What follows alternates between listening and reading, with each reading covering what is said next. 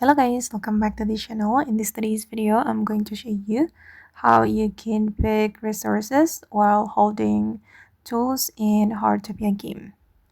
Okay, let's get into it guys. As we know that if we are holding a tool in Heartopia, we won't be able to pick resources. For example, I'm going to pick or collect these blueberries, but since I'm holding this bird scanner, I cannot collect the resources.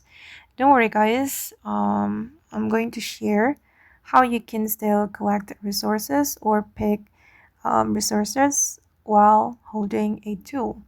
So you're going to go to the setting, open up the watch menu, select settings, and you're going to go to the gameplay, and you're going to activate this bubble button to pick.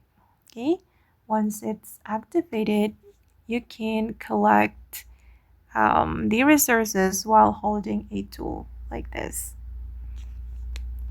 It will be so helpful, especially when you want to do a hobby and also collect the resources, so you can do both.